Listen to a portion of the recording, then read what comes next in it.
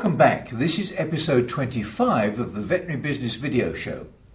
In today's show, we'll consider the issue of price versus value. I'll show you a website for a practice in India, and we'll take a closer look at the resources available online for the Veterinary Business Briefing community. We'll look at a nifty business tool you can use as a layout for a management accounting monitor for your practice, and I'll let you have my quick business tip for this episode. I'm John Sheridan, and this is the show that helps practice owners, managers and clinicians just like you to build your successful practice into a great business.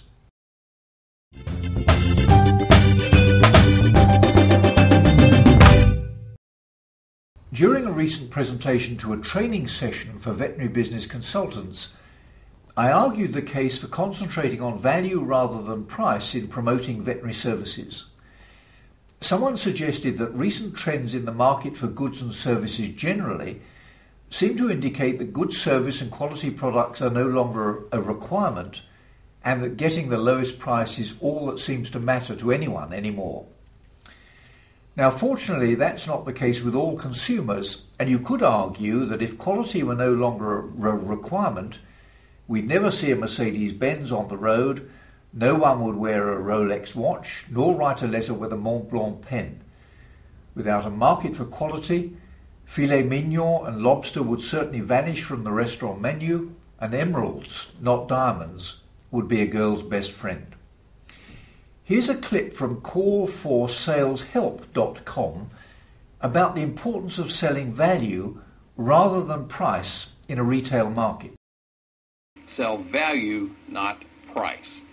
Value is what something's worth. Price is what someone's willing to pay for it.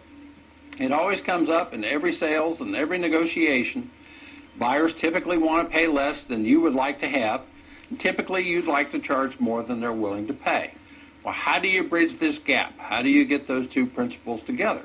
You get them together by building value, and value is what the product can do for that particular customer. And this is where the features and the benefits of the product features come into play. This is where you do some real selling. This is where you demonstrate and illustrate what the product can do for the customer in a convincing fashion that builds value. Having the lowest price, if you only sell price, having the lowest price is to have no account security whatsoever, because the next person that comes along with a lower price gets the business and you're out in the cold. Value also involves your relationship with the buyer. If you're a trusted consultant, if you're somebody who's on their team, if you're somebody they can go to for just about whatever they need, even if it's not something you sell, then it's going to be very hard to unseat you as a seller. So value is where you're going to make your living. Price is a slippery slope, so always sell value, do not sell price. And here's a clip from Jeff Werber, a practice owner in California, talking about value versus price in veterinary practice. Clients really don't understand the cost of something. What they know is value. So it's so important that when someone thinks that you might be too expensive, discuss it with them. Open communication is the key to resolving any problem.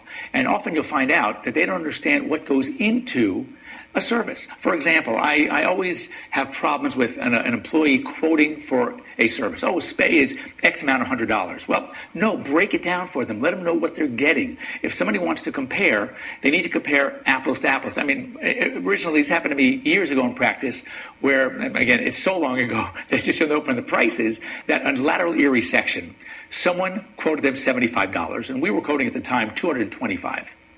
And they were shocked at the difference. Well, it turns out that our quote of $225 included way more, from the pre-anesthetic, the surgery, the anesthesia, follow-up, etc., whereas that $75 was just for the surgery, and they didn't realize it. So let a client know what they're getting, what they're paying for, and if it includes, a quote includes a lot of services, break it down. It's so important for them to know what value they're getting for the services that you're providing, and actually they're going to be more impressed with what they're getting once they understand the value.